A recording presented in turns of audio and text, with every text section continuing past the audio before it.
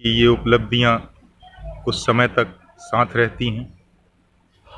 1 जून को हमारी एप्लीकेशन की लॉन्चिंग है और उनकी कीर्ति पूरे ब्रह्मांड में फैल गई।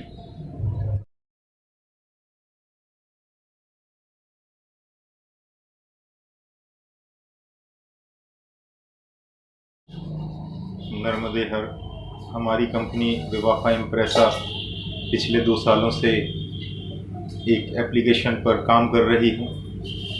कोरोना के कारण उसमें कुछ डिले हुआ। उसी दौरान बीच में हमारी परिक्रमा शुरू हो गई, जिसकी जानकारी हमने अपने चैनल पर डाली। अल्फा एस्ट्रो चैनल पर नर्मदा परिक्रमा की अधिकतम जानकारी देने का हमने प्रयास किया। किसी को यदि कोई भी वाहन से पैदल परिक्रमा करनी हो तो हमारे माध्यम से भी जानकारी लेकर परिक्रमा का लाभ ले सकते हैं। कंपनी के सीईओ वॉल्टर भाई हैदराबाद वाले हमारे मित्र हैं। ये असली हीरो हैं। कुछ लोग पर्दे के पीछे रहकर बड़ा काम करते हैं, वॉल्टर भाई भी उनमें से एक हैं। बिना उनके सहयोग के नर्मदा परिक्रमा के वीडियोस अपलोड होना असंभव था। वॉल्टर भाई हमेशा बहुत सारी ऊर्जा के साथ नए नए काम करने को तत्पर रहते हैं। अल्फा एस्ट्रो ऐप में इंडिया के सभी एस्ट्रोलॉजर से कोई भी बात कर सकता है, एस्ट्रोलॉजी की कोई भी जानकारी ले सकता है, जिसमें कुंडली, पंचांग, राशिफल वगैरह फ्री हैं। 1 जून को हमारी एप्लीकेशन की लॉन्चिंग है। आप सभी इसका 1 जून के बाद लाभ ले सकते हैं। भविष्य में इसमें ऑनलाइन बुकिंग भी शुरू होंगी। नर्मदे हर। नर्मदे हर दक्षिण तट नर्मदा परिक्रमा मार्ग, ओमकारेश्वर, जिला खंडवा, एमपी। 24 अक्टूबर 2021 को बरमान घाट नरसिंहपुर से हमने पैदल परिक्रमा शुरू की थी। आज 11 मई 2022 है। 200 दिन में हम अपनी पैदल परिक्रमा पूरी कर पाए।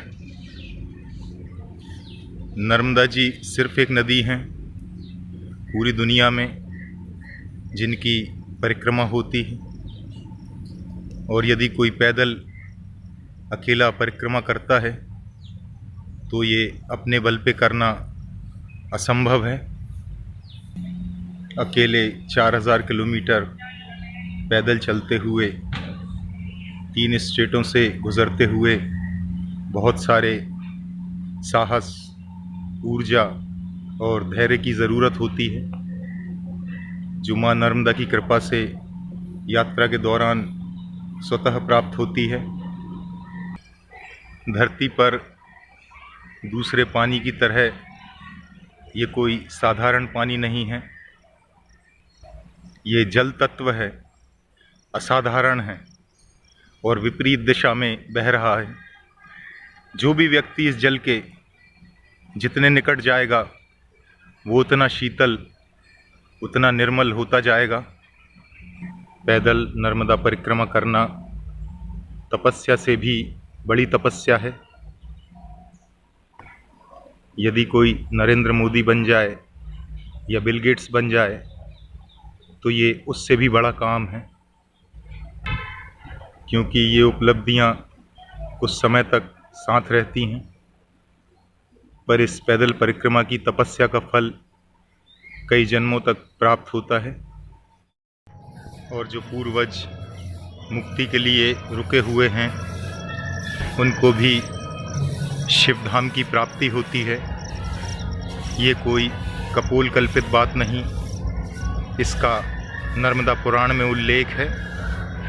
ये धरती के सबसे बड़े कामों में से एक है। इस परिक्रमा के दौरान हमने कई बड़ी बड़ी हवेलियाँ, खंडर देखी जो कभी किन्हीं राजाओं की रही होंगी।